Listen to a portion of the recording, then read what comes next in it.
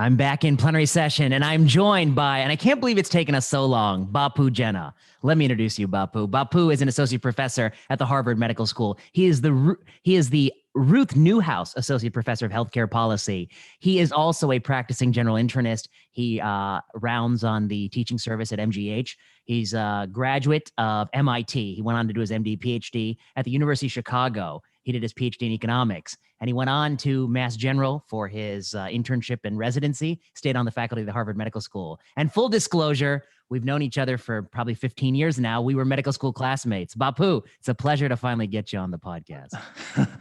You basically gave everybody all the information except my social security number. Should you go ahead and provide that also while you're at it? I have that written on a little Post-it note on my laptop where I keep my passwords. For easy access. So this is it. We're finally talking. I just have a question before we get started. This is going to be on YouTube, and I got to ask: is that plant behind you? Is that real? It's pretty plastic. Okay, I was going to say it's pretty plastic. You don't want a real plant because it's gonna have changes as I neglect it and that kind of stuff. Because the astute participant will watch a couple of these videos over time and say, wonder why is that plant never growing? Vinay's getting older, but that plant isn't growing. Yeah, I'm aging by the day. Yeah, but the plant's never changing. Well, I read about this, that you're supposed to have a little bit of greenery in the background, and you're supposed to have like a splash of blue and a splash of yellow. And I think I got that covered. Yeah, you got it covered. Yeah, you do. Well. Now let's talk about that microphone. What kind of microphone you got going on there? I don't know. The Freakonomics MD folks give it to me. It says SHURE, sure. Oh, yeah. But not. I'm sure it's good. Yeah, I'm sure it's good. I'm using a Shure as well. Are you? Are we going to be like ads by this microphone company or what? This video is sponsored by Shure. Actually, I wish they would sponsor it, but yeah, they're not gonna. So let's get into a few things, Bapu. You are, of course, the host of Freakonomics MD. You're taking over the Freakonomics franchise. You're branching out into the healthcare economics department. You are a practicing internist. You're also a health economist. I want to back up. I'm going to go through all your papers and everything, but I want to back up. You were an undergraduate at MIT. How the hell did you even think to apply for MSTP and do economics? How did you even get there? It was actual pure chance. I studied biology and economics in college. Do you know why I studied economics in college? Let me just ask you that. Do you have any ideas? I don't know. Yeah, why did you study economics in college? I studied economics because I thought that I was like, there's no way I'm going to get into medical school, even coming from MIT. I was like, I got to do something different. So I was like, I got a double major. Yeah. And I've got to study a humanity. Yeah. And that's you call it an economics of humanity? Yeah.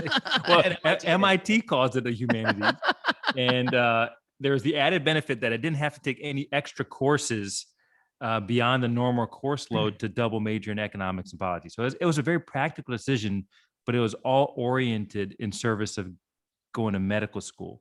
And while I was in college, I worked in a lab at Harvard, and I started becoming interested in research. And I thought, I want to do an MD PhD. So I wanted to be a clinician scientist, but a basic scientist. And when I was interviewing at programs, I remember going to the University of Chicago. I think it was probably December. It was a rainy day, and the director of 2000 or so. Yeah, 2000. I think. Yeah.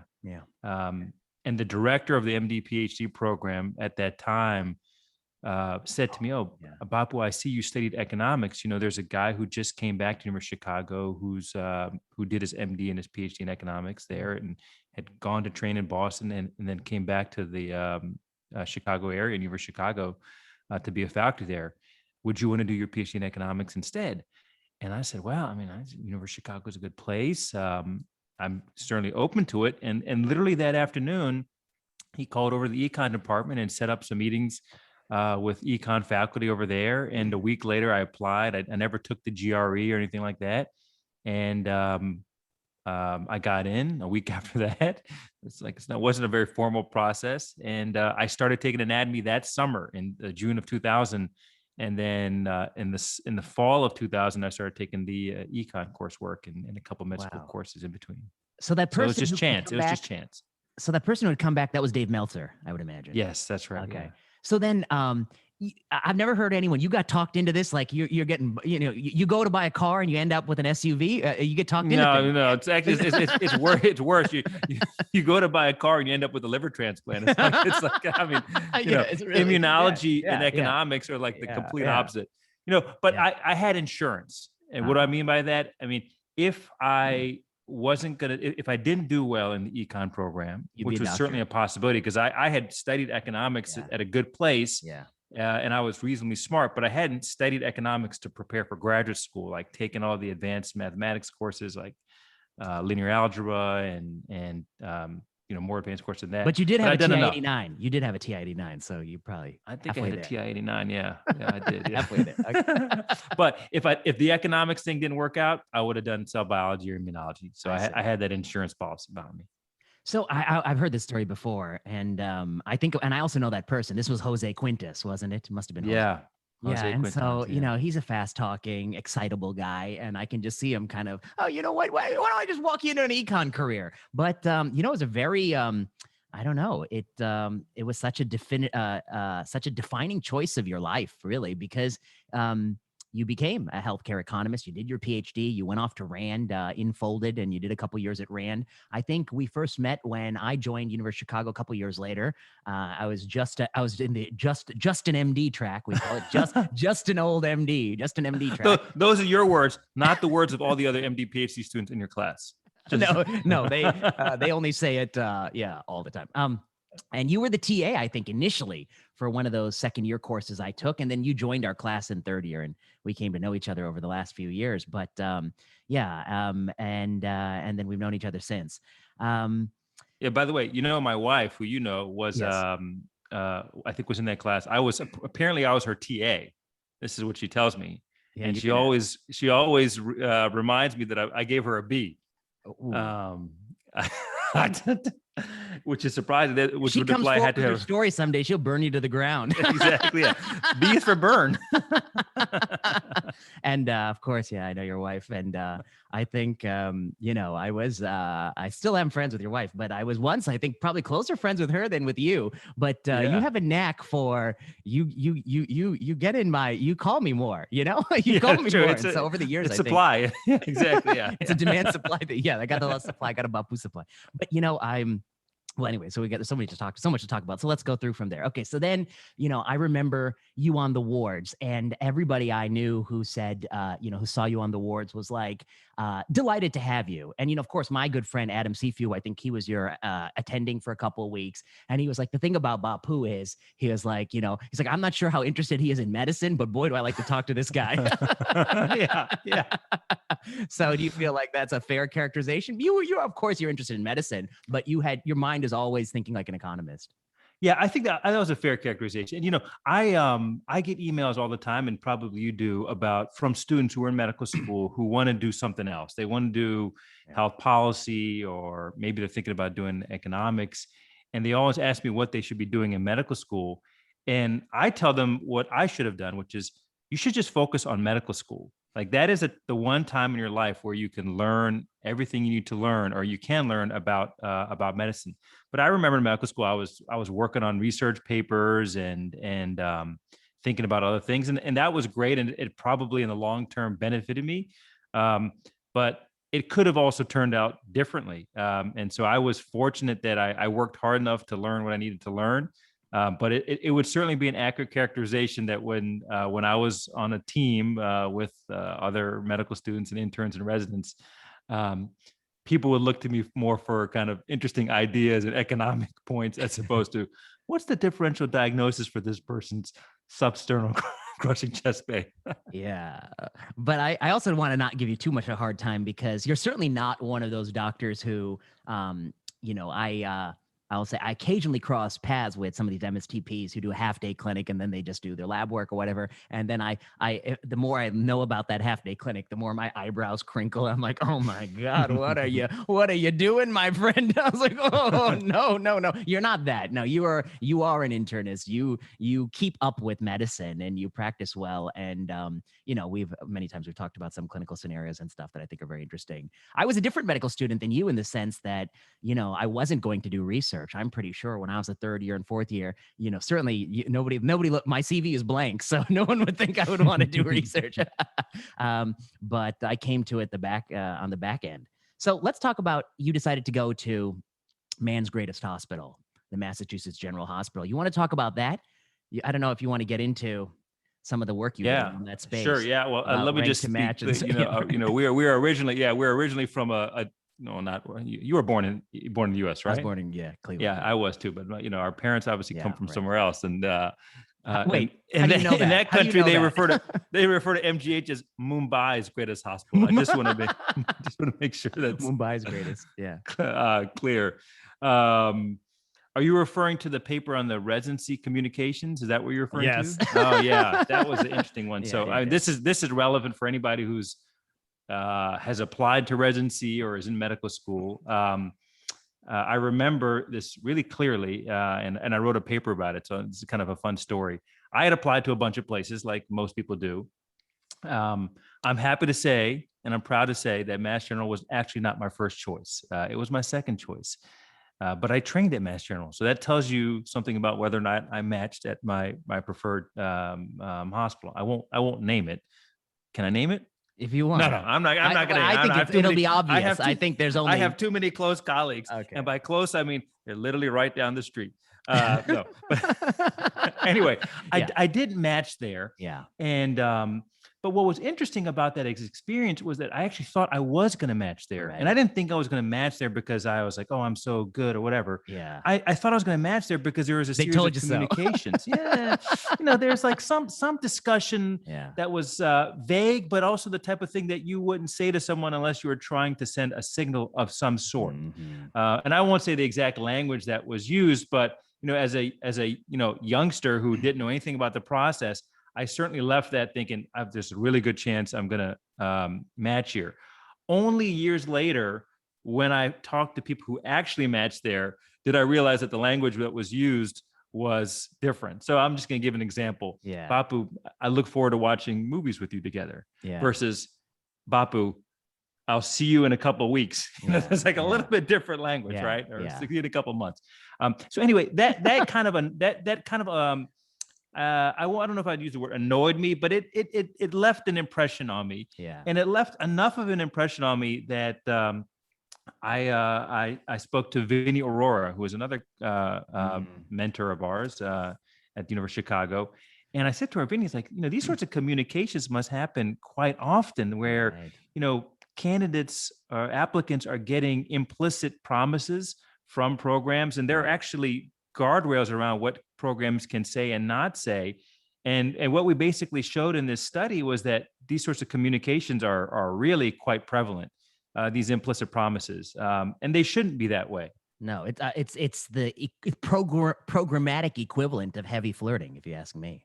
Exactly. And I will say that every time I go to this institution, which is pretty regularly, and I speak to the residents, that they often ask me to come and talk about my work. Mm-hmm. The first thing I say is, I could have been you. Or no, I couldn't have been. I should have been you. Should have been. But it all turned out okay. I can't complain. I mean, it turned out good. And I think there are a lot of people who may have inverted that rank list because man's greatest hospital has a certain reputation and a certain sort of clinical cash. I mean, there's something to be said for being an MGH resident. It means you have a forever short coat because you're always learning. But, back when we trained, let's talk about that a second. All these kids these days with their work hour rules that they actually follow. But back when we trained, when doctors were giants, we had the what was it called, the 30-hour work rule, but it wasn't really enforced that well. We had the 80-hour week rule, and that was also kind of not always enforced so well. But the 30 hours consecutive hours, I mean, we often would spill over. So you go to work at 6 a.m. on one day, you're not out the next day till like 1, 2 in the afternoon. You did that. Yeah, we did. Yeah, I mean, but I would say like my experience was pretty good. I mean, we were, I think, at the tail end when they were starting to take this stuff pretty seriously. This was after the ACGME duty, quite a bit after the ACGME duty hour reforms. And I think in the initial period after the reforms, hospitals weren't doing a great job of adhering to the duty hour requirements. But when I was around, it was I think pretty good. That's not to say that it was easy. I remember being on the medical ICU block, and we were Q3, 30-hour call. Meaning you'd get there at 7, you leave at 12. You get there at 7 on a Monday morning. You leave at 12 on Tuesday. You'd come back on Wednesday at 7 and go to like 5, and then Thursday you're back for a 30-hour call. Now that's nothing compared to the older people who are doctors who are listening to your show, but it was hard, and it still continues to be hard for everybody, I think. Yeah, it's hard in different ways. I mean, the older doctors, I just have a knock on them. They always talk to me about their Q2 call, but then they tell me, it's really rough. Sometimes you'd only get 4 hours a night to read in the call room and sleep. I was like, 4 hours to sit in the call room? That's not a call, my friend. Call is you're on your feet the whole 30 hours. That's a call, because medicine had stepped up. And I think we've talked about that. I think we did a paper on it once about just the number of things that happen in the hospitalization has all been compressed. There's many more things to do. And so the doctor's number of tasks is higher today than it was 30 years ago. Didn't we do a paper on that? We did. Yeah, we did. Because it was the underlying kind of stylized fact was if you look at the number of hospital days for the average hospitalization and the number of days people spend in the hospital in America over the last 30 years, it's gone down a lot. I mean, and the story is if you were treating a heart attack, it used to be that you'd be in the hospital for 10 days or 2 weeks. And exactly. The bed rest kicked in. But now you could be out all things, if everything goes well, in a couple of days. So the nature of medicine, the kind of the human capital intensive component of it has changed over time. And it's become more what I would say technology biased, to borrow some language from economics. And that should then have implications for how we train doctors and what we expect in terms of the optimal number of hours they should spend in the hospital. I guess we'll come to that some more. Okay, now I want to get to the next part of your career. When you were a resident, I think you were a resident. I was a resident. I was at Northwestern. You're at MGH. I think that was when you published your Annals of Internal Medicine paper on STDs and use of Viagra. And then you also published your malpractice paper in the New England Journal of Medicine. And you made the rest of us look like slouches. Not a lot of residents are publishing first author New England Journal papers, but those are both impressive. We can talk about that in a second, but let's talk about your career and how you end up where you are first. Then you ended up deciding, you faced the eternal question, fellowship or just start your career. And you ended up joining the faculty at health policy at Harvard, Barbara McNeil's division. You ended up continuing your clinical practice. You were going to do hospitalist or teaching service shifts, but you were going to do your research focus. How did you navigate that choice? You could have been a cardiologist. When I look at you, I see a cardiologist. So that's what they say when they see me. You see a cardiologist because you see an Indian person on Zoom. No, I mean, we're both Indian, so there was a 30% chance that we would have ended up in cardiology. But then, as with any sort of study, you have to have a baseline. So there's at baseline, we kind of know 20% of cardiology already. So, I thought about fellowship, and at that time, there was a start of these sort of programs where you could do 2 years in residency and then go straight to fellowship. And so I could have shaved off some time, but the discussion about fellowship actually came before that because, I did internal medicine and you did internal medicine. I had thought about other things as well. And I remember speaking to MD PhDs at that time, at both times, and they all said that, to do the kind of stuff that I wanted to do, it would be difficult to do it in a department of surgery or a division of cardiology because it's very general. It's not like specific to, let's say surgical aortic valve replacements versus catheter-based aortic valve replacements. Like that's a very specific topic that you would work on if you're a cardiologist or a thoracic surgeon, but you wouldn't be working on general stuff typically. And so that drove the clinical decision.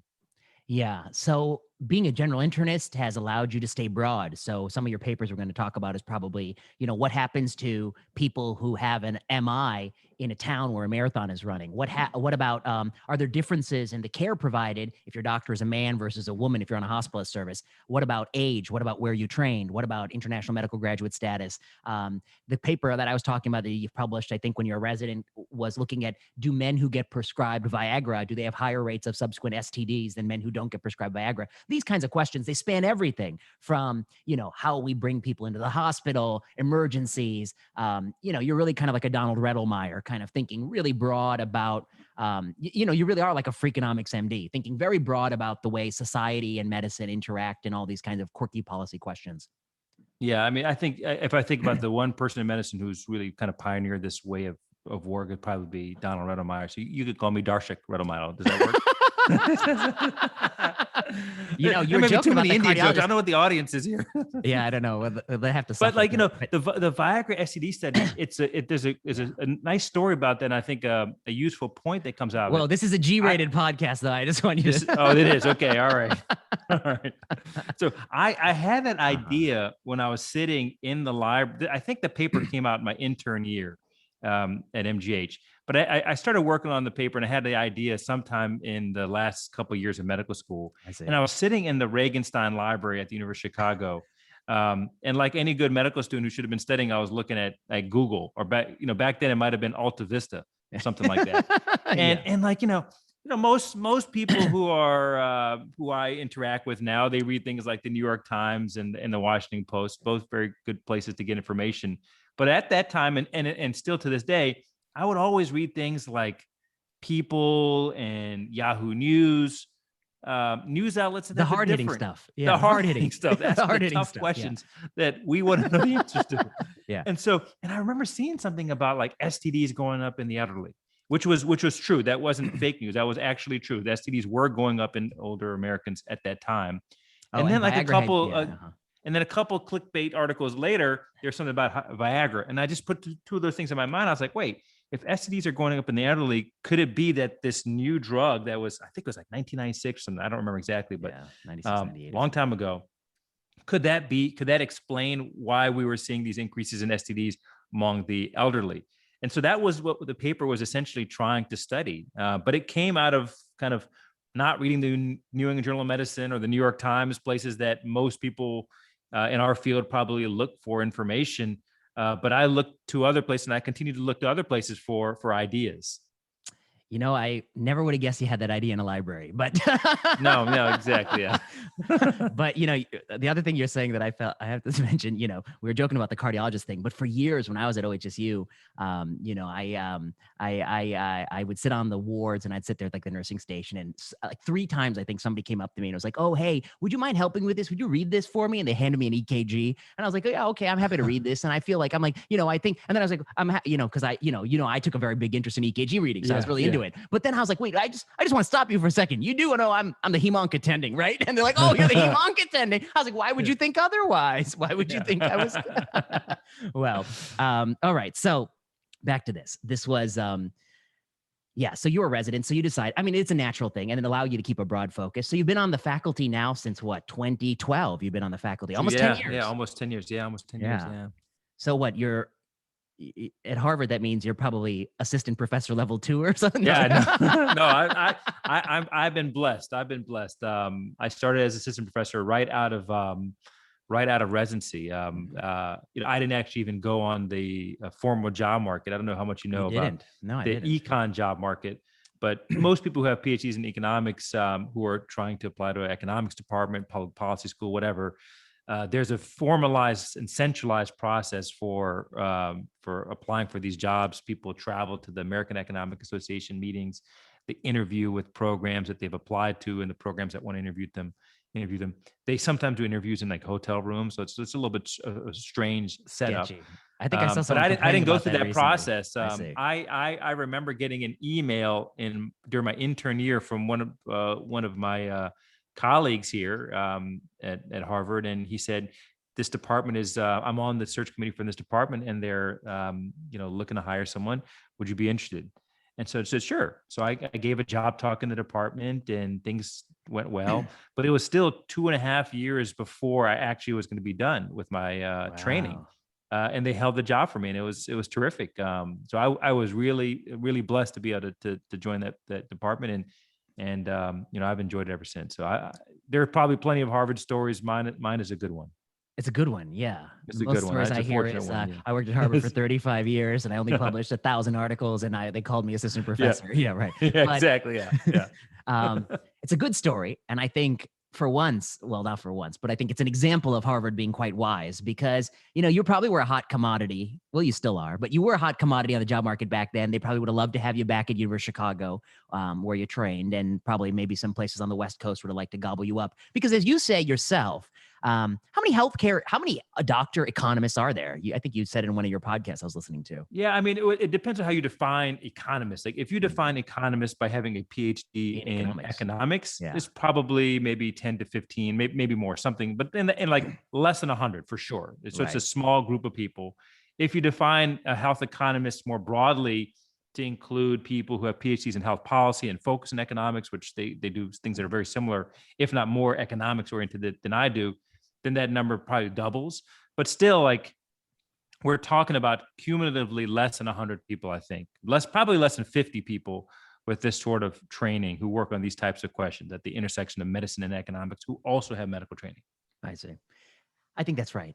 I think there are a lot of people who play in the sandbox. I mean, even I put a toe in it too. But to have the is that why you got gangrene? You got that's why I got gout. No, yeah, right. Yeah, exactly, both. So let's talk about your papers. I guess that's the next place to go. Or let's talk about the podcast, then we'll come to the papers. Yeah, I have a few of your papers that I want to run through with you, but let's talk about the podcast. So you're hosting, I guess, because this is a promotion. You're hosting, sponsored by Freakonomics. I know it's not. But it's we should mention your podcast. You're hosting Freakonomics MD, and that must be, I'm curious what kind of experience that is for you. You weren't a podcaster before. I know, when I visited you like a year pre-COVID, you didn't have that microphone. No. Right. So you weren't a podcaster before. You're an academic. You're writing your papers. And you got dragged into this. You got drawn into this. So I guess, how did you end up doing this? And now what? You must be 15 episodes in, 10 episodes. How is it going? Yeah, I think we're about 10 episodes in, something like that. Yeah. So I mean, I've always loved what the Freakonomics podcast and the series of books has been about, because it really is in my mind what is most interesting to me, and that's not true for everybody, but it's the aspects of medicine that are aspects of economics that are most interesting to me. It's kind of the big data, thinking about economic issues, but really with a clever and creative lens. And that's basically what I do in medicine. I mean, I work with big data. I apply the tools of economics like natural experiments. And most of the questions that I ask are pretty simple, but there's like a spark of cleverness or creativity about them. And there's also a general interest. So, if I spoke to someone who had no background in medicine or economics, they would understand. I mean, I even talked to my daughter who's 6 years old, and she gets it. In fact, she almost says, well, Dad, who cares if people die during marathons? She's a reviewer too. She's a reviewer too, and 3. So, I was attracted to the idea. The second thing was that, and you probably experienced this a lot as well, is that, when you write a lot of papers over time, there's things that are different that you want to do. I mean, how many papers do you want to write? I talked to my dad, who's an academic, and he'll just say, you just got to keep on writing papers. And I like writing papers. But if I write a paper in the New England Journal of Medicine, there's going to be people who read it, but they're mostly going to be involved in the field of medicine. Maybe if it's picked up by a news outlet, some other people would read it. The nice thing about hosting a podcast like Freakonomics MD is that I have the ability to talk to people about the kind of the aspects of economics and medicine that I've always found the most interesting. And I think that other people find interesting and would find interesting if they knew more about it. And so it gives you a platform to be able to talk about these issues that I think are really interesting. I mean, there's tons of people who work in medicine and economics, and there's like serious questions that are being studied. Some of the stuff that I talk about in the show is going to be serious. Some of it's just going to be kind of flat out clever and different. So I aim to have a little bit of both on the show. Yeah, I've been enjoying the episodes, and they are, well-produced, Freakonomics kind of network kind of produced shows. They're tight. They're like something you listen to on the radio. They're not like what I'm about to put out on this podcast, which is just uncut audio for like 90 minutes. But I want to echo a couple of things you said, which is that I think, and this is something that I don't know, people in different stages may not feel the same way you and I feel, but when you publish I don't know, a couple hundred articles. You're like, well, how many more articles? There's only so much you can do. And you find that like articles are always, one topic or the other topic. Even if you get really passionate about an issue, you drop like 10 articles on that issue over the course of like 5-6 years or something like that. There's only so many people you reach. A lot of people just read one. They don't read the body of work. They don't really see it all. And I started to, realize that like there's a limit to it. And it's also it's kind of after a while, it kind of gets a little bit boring. And so then I started doing this podcast in 2018, and it really opened a lot of doors in the sense that there are a lot of people who don't want to read. And so if you like tell it to them in their ear when they're driving, they're going to listen. And I don't know. I don't know if I've gotten the response on this side of the pond. But when I go to Western Europe, I think a lot of people like it clicks and they like the podcast. And so it's been gratifying. And I think you're very soon, if not already, going to find that like you just reach an audience you don't otherwise reach. Yeah. And we get emails like really interesting ideas from people about like, for example, the Friday Effect podcast episode that we had last week or 2 weeks ago.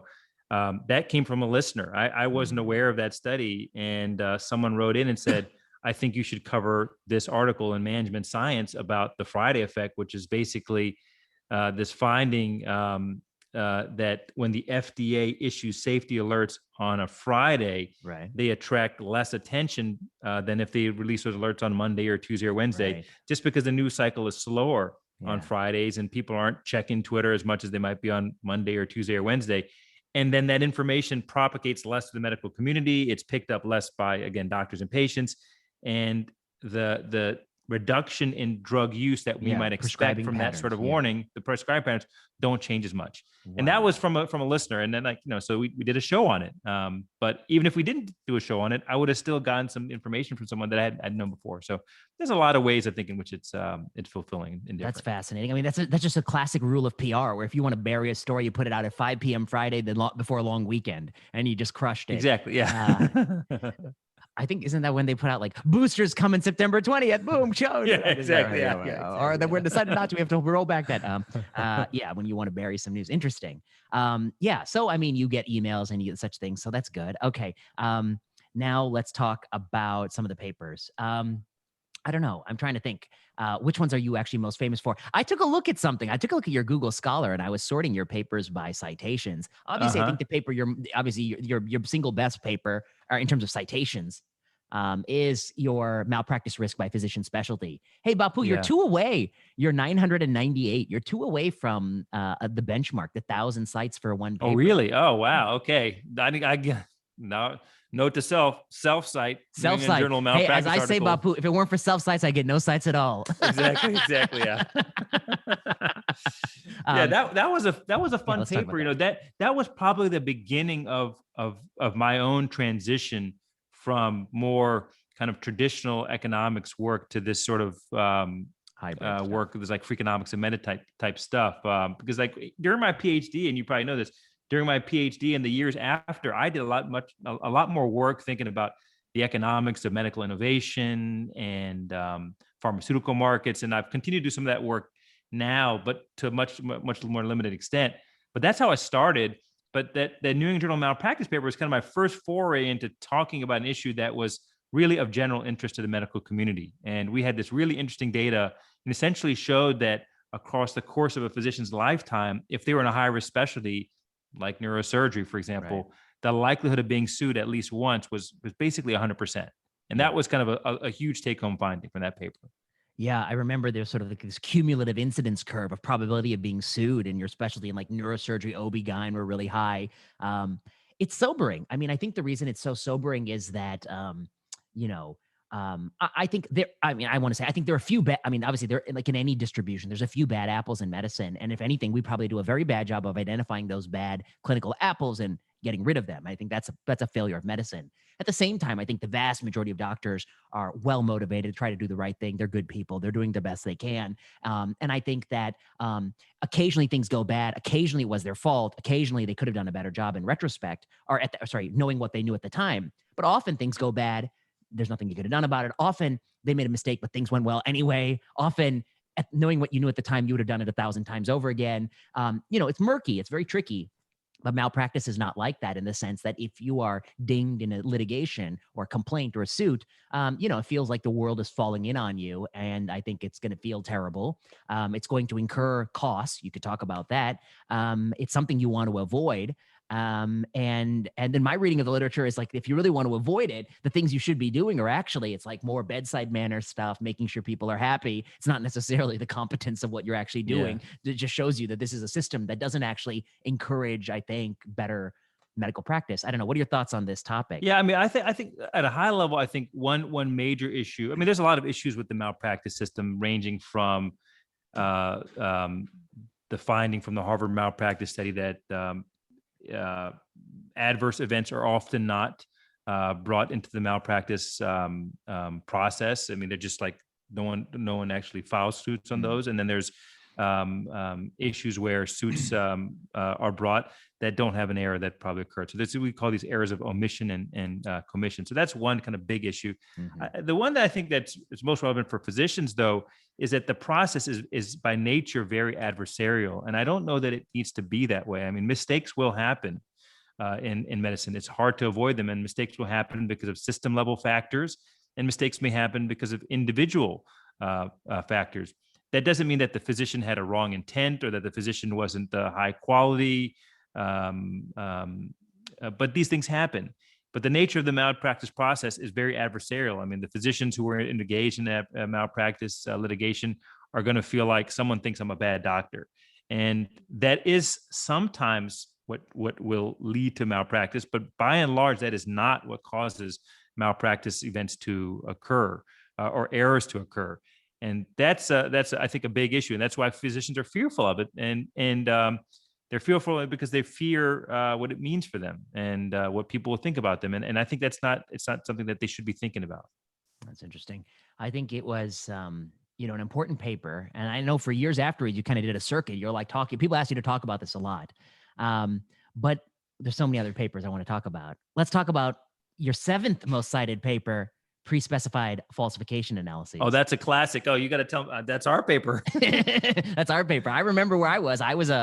Here's my side of the story. I was a fellow at NIH because I was a fellow the years you were an early faculty member. And I think you called me one day, and I think I was on call. I was in the hospital too. I remember being in the hospital. You were working too. And you called me and you're That's like, what happens when you work all the time. It's just the probabilities are. Well, you could talk about that at some point, work-life balance and how you do it now. But okay, so you called me and you're like, I have this idea, and you kind of sketched out this idea that, it's easy to think randomized trials are always great and observational studies are always crap. But the problem is some observational studies are really good and some randomized trials are crap. And, I'm spending a lot of time trying to point out randomized trials that are limited and flawed. And you're spending a lot of time trying to do credible observational studies. And one of the things that people don't appreciate is that there's some tools in economics that are really good at making causal inference from observational studies. One of those tools is pre-specified falsification analyses. Like, you're going to say, this is not associated with this. We just know that to be true. But let's look in the data set. And if we find a spurious association, it might make us worry that there's some other spurious associations that are being linked.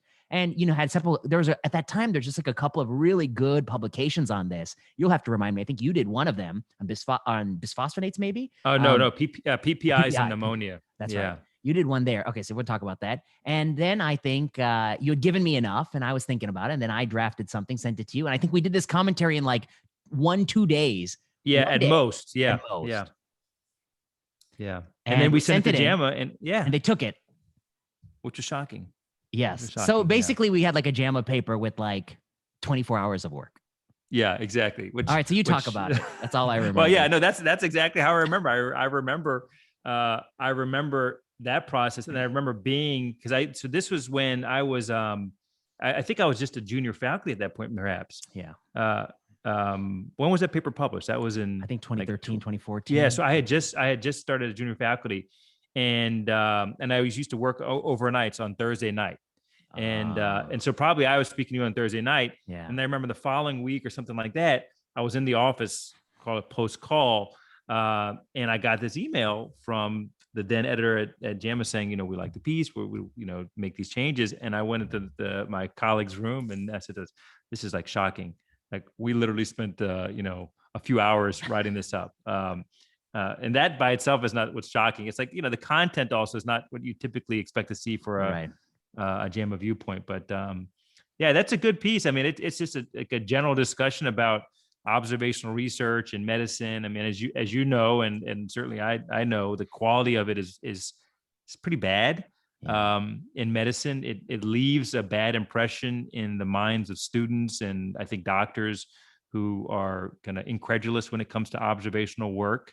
It kind of, I think, carries over to the field of economics. Like in economics, we do a lot of what I would consider to be causal work using observational data. I mean, the Nobel Prize this year was given for methods in that realm.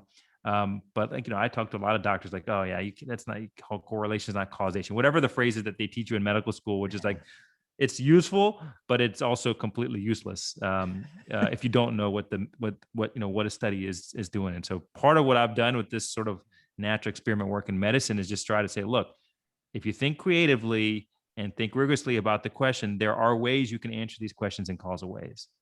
I think one of the points you're making that's pretty astute is that some people do a good job of it, but there's so many people doing a bad job of it. It gives like the whole thing a bad name. And one of the things you said earlier was, you imagine if you had specialized in like, say, cardiothoracic surgery, you'd be doing these kind of retrospective chart reviews of some way they do some procedure or something in CT surgery. And I think one of the challenges is if you look in biomedicine, of all the things like a doctor faces, if you're a urologist or a hem-onc doctor or a CT surgeon, like hem-onc doctors are looking at the literature and there's so many questions that there's no randomized data. And so they're looking for some other type of data. And there is some observational study that makes some comparison, historical or whatever, quasi-experimental propensity score. But the person doing it has like never done that type of work before. They're not trained in it. They don't think causally. They don't think about natural experiments. They're just doing like, I have stata, put bum, bum, bum, bum, bum, bum, bum. They're just running the analysis. And that obviously is going to have low credibility. And so then if I'm immersed in whatever hem-onc or CT surgery, and I just see one after the other observational studies that contradict each other, that have, inconsistent point estimates, unbelievable point estimates, then I come to think that everything in this space is useless. And even when like some very clever people do a really nice job. No, I would agree. And the question is, who to blame? And I don't know the answer to that. I mean, is this a problem at the medical school level? Is this a problem at the journal level? I mean, the journals, they can make decisions about whether or not to take papers or not. And some of the very best journals don't typically take a lot of observational work, but some of them do. And you look at them, you're like, wow, what are they trying to say here? And I know this is someone who sends them a bunch of causal stuff. Yeah. And they come back to me and they say, delete that language. We delete this language, or they'll say, we don't think it's causal because of X, Y, and Z. All right, fine. I believe that. But then why in the world did you just publish the association between drinking coffee and cancer? Because it's clearly not causal. Right. And then, this also comes up in journalism and in what you read in the news. Like I've often seen people criticize journalists and reporters for saying, well, why would you write a story about the effects of coffee or the association between coffee and some outcome and act as if it's causal? I'm like, that's not their, their water to bear. It's not their fault. I mean, they're reporting what a prestigious medical journal is publishing. It's on the journal. It's on the people who are writing it. It's not on the press to be able to parse out what is causal versus not. I mean, maybe some training could be helpful and they can be part of the solution, but that's certainly not where I would be looking for blame. I think it starts in the training process. It probably goes a little bit into the journals for sure. That's really interesting. And I agree with you. It's often they're just like, they're churning the press release. And so of course it has a lot of causal language in it. But one thought I have is this.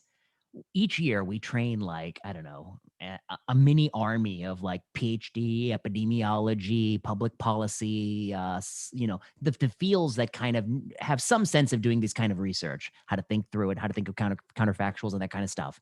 And we have them and, there's not enough faculty positions for them. And so they often get pushed to different sectors or whatever.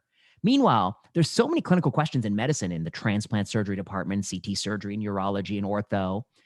But they don't want to take this person and move them into their department and train them into like the content knowledge of like, what do we do in ortho? We bang on it with this drill and, all this stuff. And like, these are the questions that interest us, but the methods, we know the questions, we'll pay you, you come to our department. There's a few of those people, but very few and far between. And instead, these people left out on their own, what do they think about?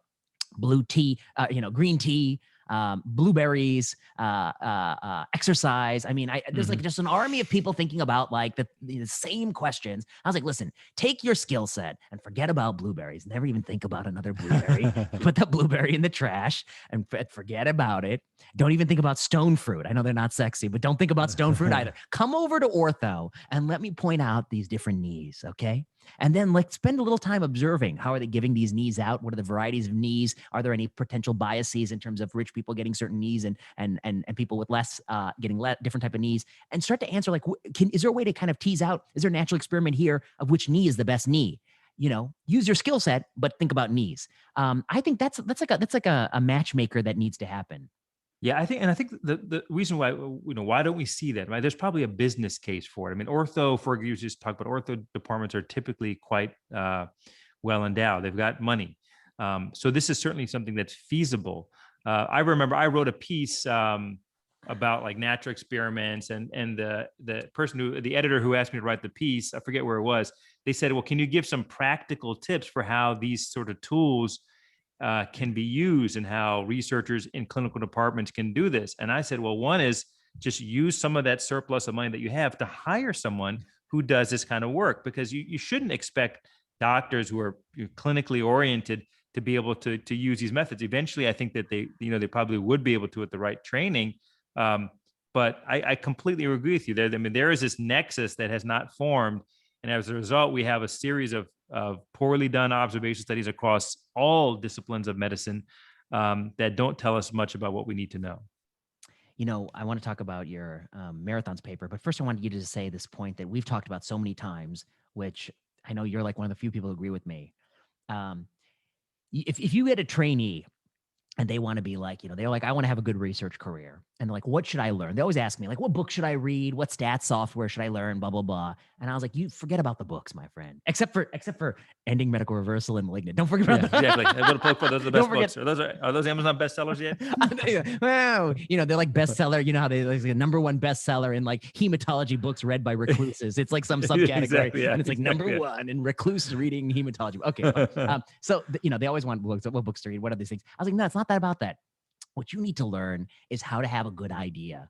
Can you talk about that, Bapu? I mean, I could talk for hours. Okay, let's hear it. So, I mean, I as you do, and I'm sure many people do, I get a lot of emails from students who will have read a paper and say, I'd love to work with you. And most of the time, I work with graduate students or full-time RAs, research assistants, who are kind of knee deep in the methods that are behind the research. I mean, most of the questions I ask are pretty intuitive. It doesn't take rocket science to understand the question. It doesn't even require any special training to understand the different sorts of additional analyses that I might do around a question. But it does take some sophistication to be able to understand how to work with the data and to do the underlying econometrics or statistics that support all the kind of the high level questions and approaches that we're answering and that we're taking. And so it's very specialized, the set of skills that are required to do this. But students will say, well, I want to work. I just want to be on a project that you're on. And you see that. I mean, you see this in medical school, right? We saw this in residency. Faculty members would suggest questions to students. And, my general thing is like, at least some of the time, if a faculty member is suggesting a question to a student, you should maybe wonder why they're suggesting that question to the student, because they don't want to do it themselves. That's kind of my general view. So there is a selection, kind of an adverse selection going on here. So what I tell the students is, look, I'm happy to spend time with you, but let's spend time in a different way. I want you to come up with 10 questions every week or every 2 weeks, wherever, and don't do like a literature review on them. Just like literally send me a question. And the question could be, do people have higher rates of heart attacks during marathons because the roads are closed? If they just sent me that question, I'd be able to say, interesting, not interesting. We should look into this further. And with my own group of students who I work with and RAs, we meet probably 2 or 3 times a week. We're doing it much more now because we have the capabilities with Zoom and stuff. But we meet a few times a week. And the first question I'll start out with is, all right, who has some ideas? And we'll just throw out ideas, and I'll throw out ideas, and most of them will be bad, and that's fine. Like most of my own ideas will be bad, but you just need to have a couple of good ideas.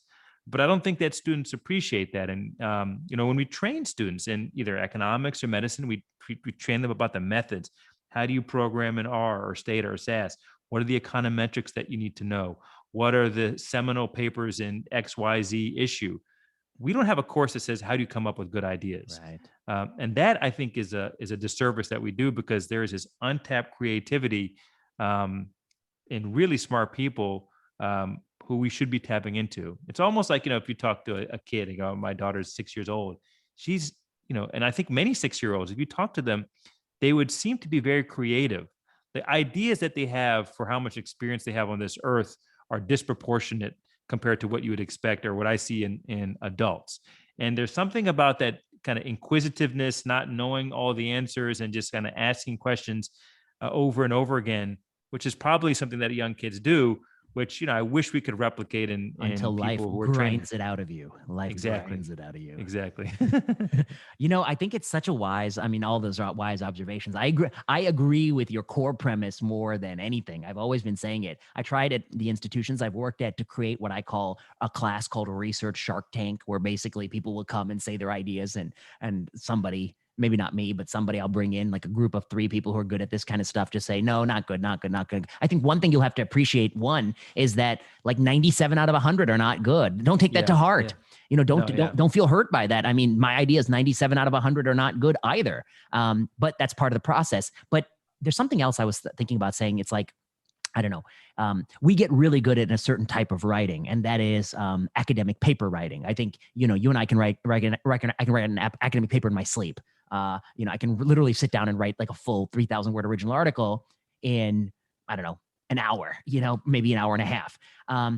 But there are other types of writing, op-ed writing. It's a different kind of skill set. And before you get good at op-ed writing, you got to try writing a few op-eds.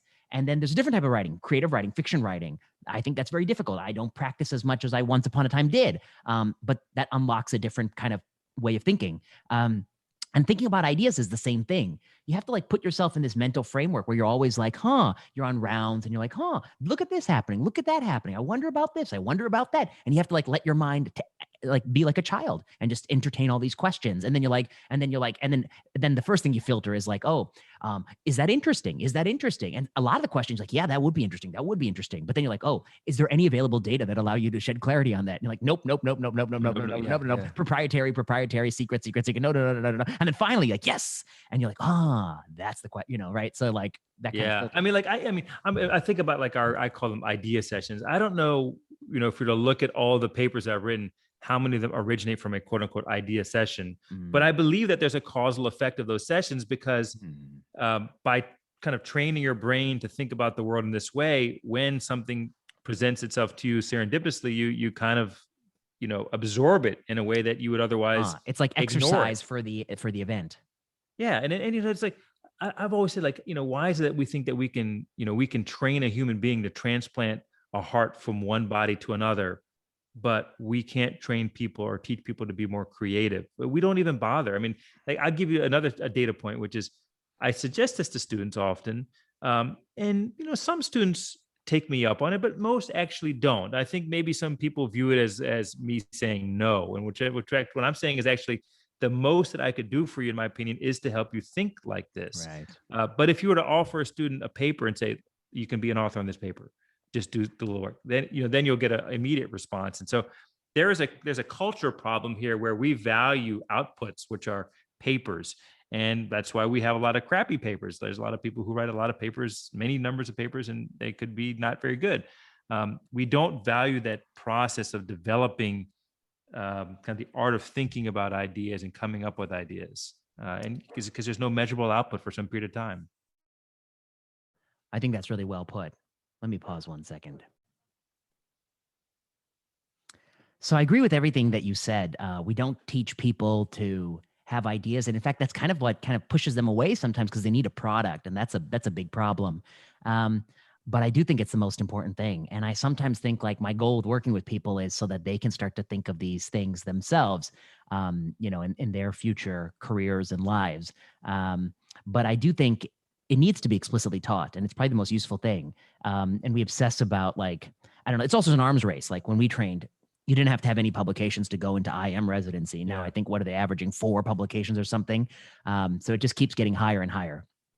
I want you to walk. Go ahead. Oh yeah, go ahead. Yeah. Well, there's a related discussions about the role of expertise. I'd be curious to get your thoughts. So, this has become super relevant during the pandemic, and I'll just frame it as a following. There's a lot of people, particularly on social media, who don't have the quote unquote training in public health that you might expect for people who are opining about a lot of issues related to the pandemic.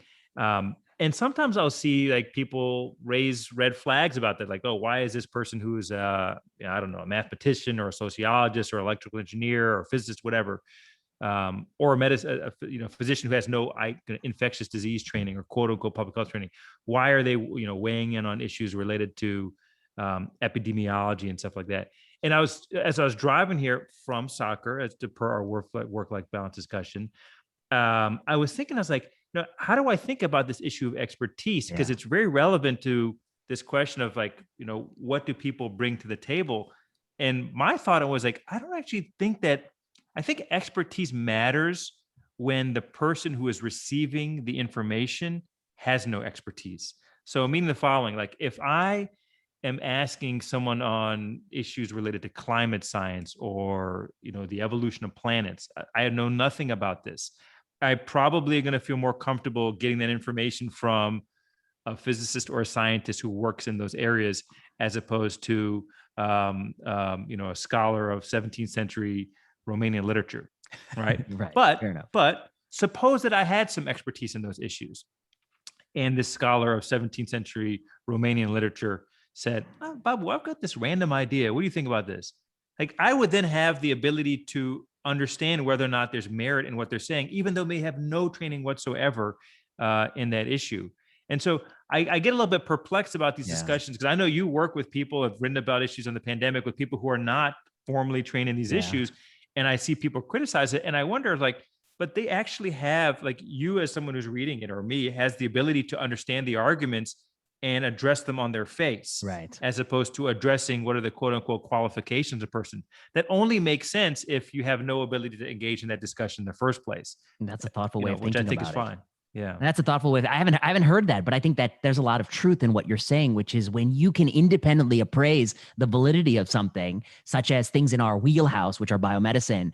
You could just use one. I'll take a practical example: vaccine myocarditis, right? So like, we're used to giving drug products. We're used to thinking about rare adverse events. In fact, I think the theses of our pre-specified falsification thing was this is a useful thing for rare adverse events, because you can't always get that in RCT. So we've played in that sandbox for a long time. So then I find this guy, Wes Pegden, who did a model where he kind of models a one-dose strategy with a CDC didn't do. And we pulled that into this op-ed we had written with the, PEDS ID person, and Venk Murthy is a cardiologist and all this thing. And so I can say, like, look, I can tell that he's done this right because I know a little bit about this kind of stuff. So that's one way, although he may not have domain expertise on vaccines, he's a mathematician, and he did this thing right. And I have domain expertise enough to know that it's right. So I think you're onto something. Versus climate change, what do I know about it? I don't know anything about it. I mean, I wouldn't be able to evaluate any of the claims because I don't keep up with it. Can't read all those papers. I see them from time to time, but I go the other way. I was like, I can't read about everything. Okay. So I can't, so then like you say, like if somebody wanted to tell me about it, I guess first I'd have to be willing to want to listen to it I don't know. I mean, I think it's important. We got to do something about it, but what do I need to, I don't need to know all the details, you got to solve it. And this comes up in economics all the time, by the way. And this is what economists get I think a bad rap for this, because we as a field, along with some other fields, we really go outside of the realm of traditional economics. I mean, you might have economists who are working on issues related to climate science, or you could have an economist who would have a really clever way of studying a clinical question using a natural experiment, like a drug shortage or something like that. I'll think one example. You remember, I think you and I both went to this seminar by Levitt many years ago, But Levitt was trying to look at ER doctors, and he was really interested, Stephen Levitt, the Freakonomics guy. Yeah. He was really interested in the question of like, are some ER doctors better than other ER doctors? And it turns out that ER doctors have, different places they work in different shifts and whatever. And so they're getting a different case mix. They're seeing sort of different cases. And he couldn't really find a natural experiment where like a bunch of these ER doctors all got kind of the same cases. But what he did find was that if you ask the question in a different way and one level up, like if an ER doctor is on shift during that time, can you link the outcome of anybody who was on the shift when they were on the shift, even if that person was not someone they explicitly cared for? And then all of a sudden there is this kind of homogeneity in the shift, they're seeing all the same kinds of case mix over time. And so the economist is thinking like, oh, this is very clever, because it is possible there's an indirect effect. Like you and I work in an ER. You're like, hey, VP, can I run something by you? Can I run this case by you? And I'm like, yeah, you can run it by me. Or, maybe I help you in other ways by taking off the burden. And so the economist is thinking that that is a faithful way to know my contribution to the health of a patient that maybe Bapu cared for because we worked on the same shift, but the doctor, their mind can't even think that way. You remember this? Yeah, I do remember this. Yeah. But and I think as a general point, when economists step outside of their quote unquote wheelhouse, if you will, I think they can sometimes get flack. And I would just say, don't engage with the fact that the person is an economist or not. Engage on the arguments. If they're making assumptions that are incorrect, then that's a completely different issue. But no, I get approached by people who are not in economics or medicine, and they suggest to me ideas that are relevant to the types of things that I see in economics and medicine all the time. And I think that there can be great ideas. The last thing I'd say about COVID and expertise is, I guess, I don't know. I find myself in an unusual place because at times I think I look at what somebody's saying. I'm like, this person don't know what they're talking about. They don't have the expertise to comment. But I've also been a victim of people saying, well, you don't have the expertise to comment. And so it's like cuts both ways. But I guess the more I think about it is like, it's not that they don't have the expertise or do. It's just that I just don't find their arguments credible. And I don't know. People don't always know the background about the person they're talking about because I've often heard people say like, oh, Vinay Prasad is a hemonc doctor. I was like, sure.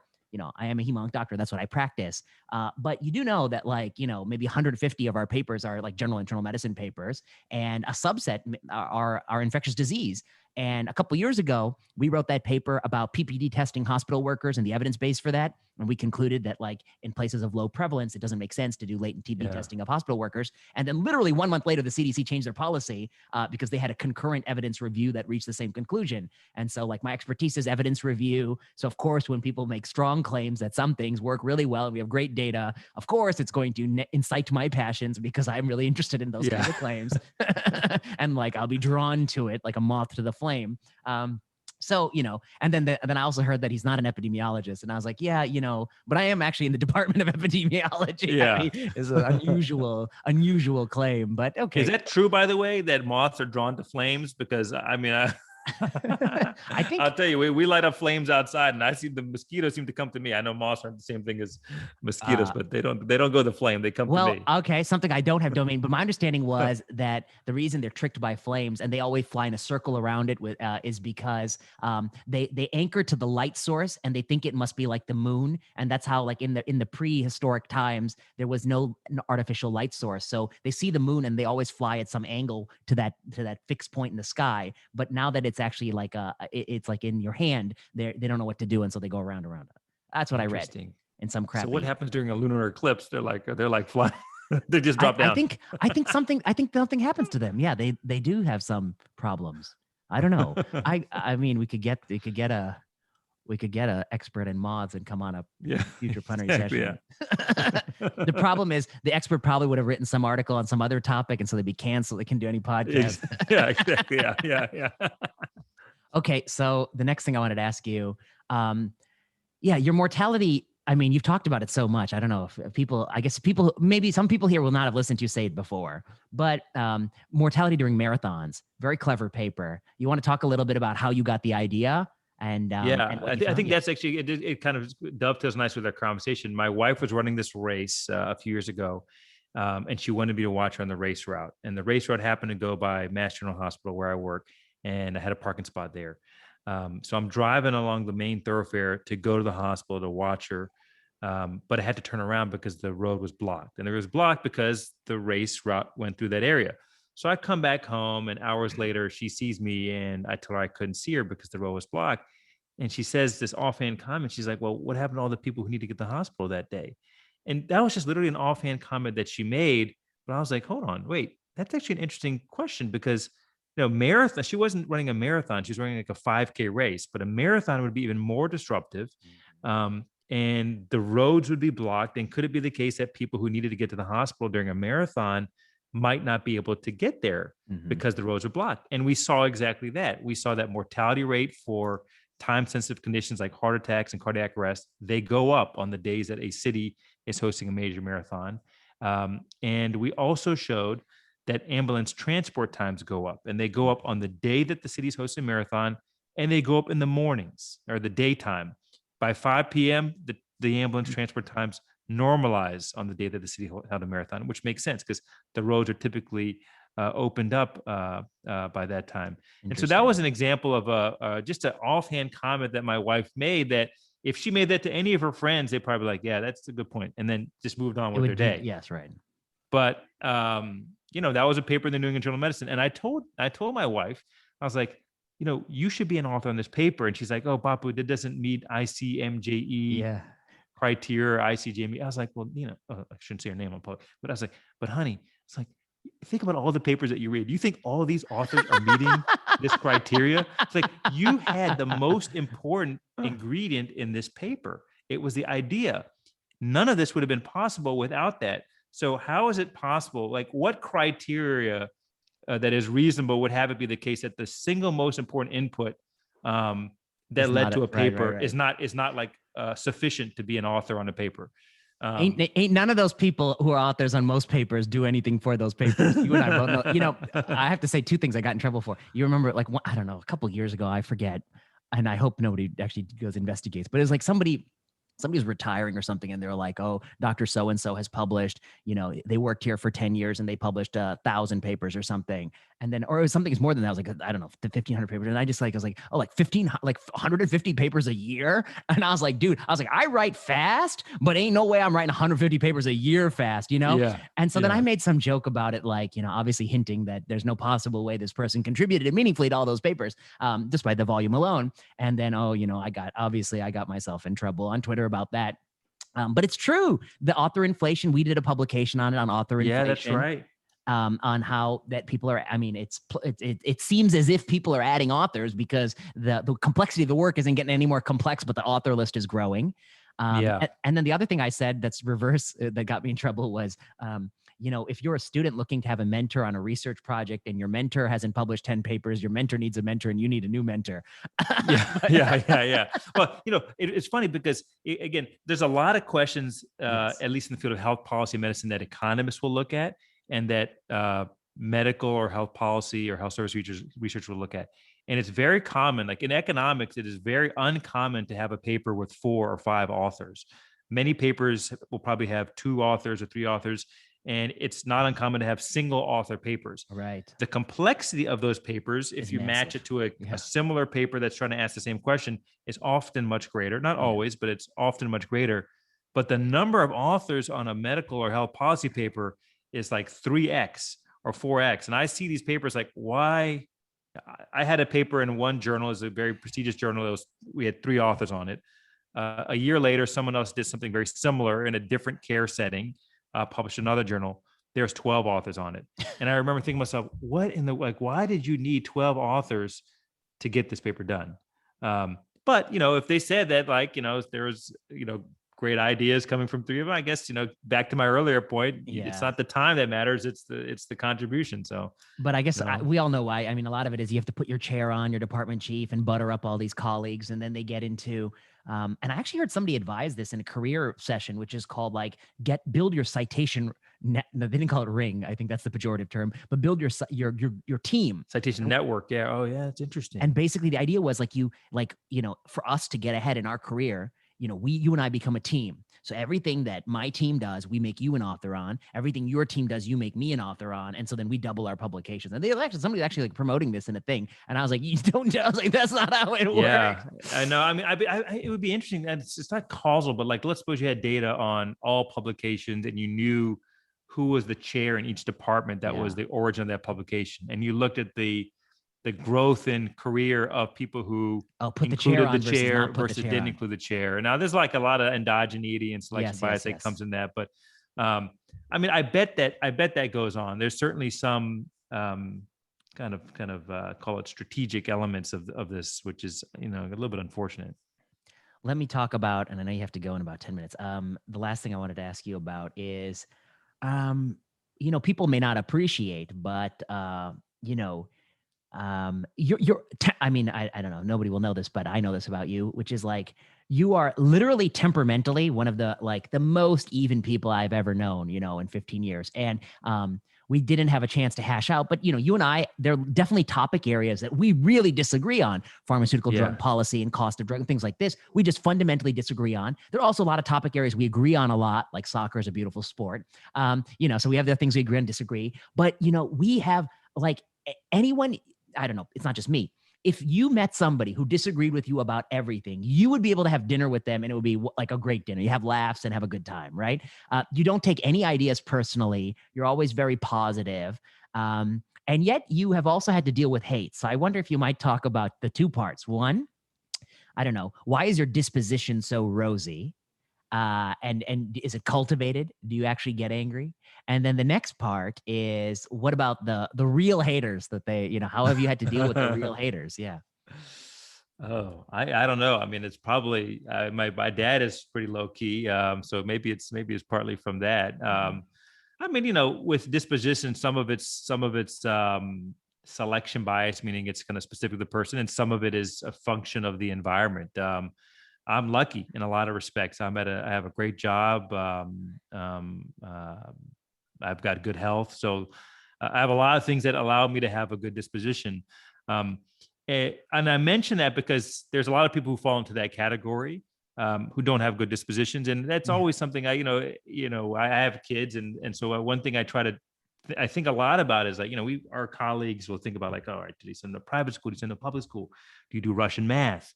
By the way, I don't know why the Russians have a monopoly on math. The Indians are quite good at math, but you know, do you do this or that? And those are all like interesting things that people think about. But I worry about like resilience and happiness and what can I do? And maybe I can't do anything. But that's what I think most about, which is what is in my control, so that my son and my daughter, when they are older and they are faced with adversity or maybe something that's objectively not that adverse, but they might have some probability of thinking that it's an adversity that they're facing, that they're resilient. And then they realize that their place in life and their place in society is quite good. And maybe they should just step back and relax. And so that's the way I think about the world. You know, sometimes, I mean, I've had issues with people related to research and you know, you mentioned that we disagree on issues related to pharmaceutical pricing and policy. Those issues come up, and I try not to take it personal, but I think life is too short. You got to be grateful and be happy for what you have. And I certainly am. Okay. That's a good answer. But to be clear, I'm not one of your haters, because, you know, no, you're not a hater. Because I'm also like you. I don't take it seriously. I mean, in the sense, like, yeah, I care about the issue, but I can separate Bapu, my friend, from, like, we disagree on this issue. Like, it's totally separate. Yeah, I mean, like the drug pricing stuff is a great example. We're like on polar opposites right. of that. And you know, the one thing about you is that I like is that you know that I do a lot of work with companies and things like that. And when we debate issues around drug pricing or policy, you never say to me, "Oh, Bapu, you're biased because of X, Y, Z." You engage on the merits of the argument. And I think that that's what we should strive for. We don't see that quite often. And certainly in polarized topics like that doesn't happen. And it is disappointing. One thing I'll say about resilience, which was recently I was talking to somebody younger than me. And you mean who was just like a year younger, 26? 26, no? Yeah, I'm only 27, Bob. Yeah, exactly. Yeah, let's just say, yeah, okay. So younger than me, significantly younger. Of the different generation. I'm willing to disclose. I'm 38 now, so it's not that. I'm not 27. And so I was talking to this person, and this person was talking about something that had something that had happened to some third party, some sort of professional, criticism or something like that. And this person said to me with like a straight face that if that happened to me, I'd kill myself. I was like, Jesus Christ. I was blown away. Because obviously I don't want this person to kill themselves. But also because in my mind of the scale of tragedies of life, and maybe this is like I guess I can even be sympathetic that there would be some circumstances where one might contemplate go to such dark places. I can even understand like some things happen in life, your mind might go there. Maybe you want to pull yourself out of it, but your mind might go there. But this thing that had happened to this person, not even in the ballpark of that. It's so much better than that. Like, it's not that bad. I mean, like in the universe of things you're talking about, it's not that bad at all. It was like a mild fall from grace, or mild insult, to get back on the bike and keep riding. Yeah. But the reason I point out their age was I wonder if it's generational. Like this person viewed this as like a catastrophic life event. And I was like, it ain't no catastrophic life event. There are catastrophic life events. That's not even close. And to think like that they would kill themselves over it, I thought was like really sobering. And then I was it might be generational. I mean, I give an example from my own life. Like, let's say like I've been very blessed to have a lot of papers in very good journals.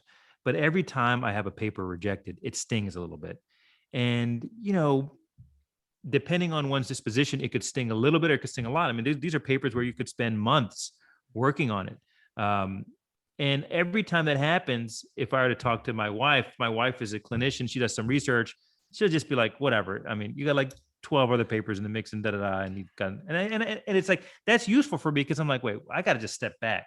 Like, it's true, everything is relative, right? I mean, it's not like a difficulty putting food on the table, thank goodness. But it is important, I think, to have that sort of perspective when you're dealing with any sort of issue.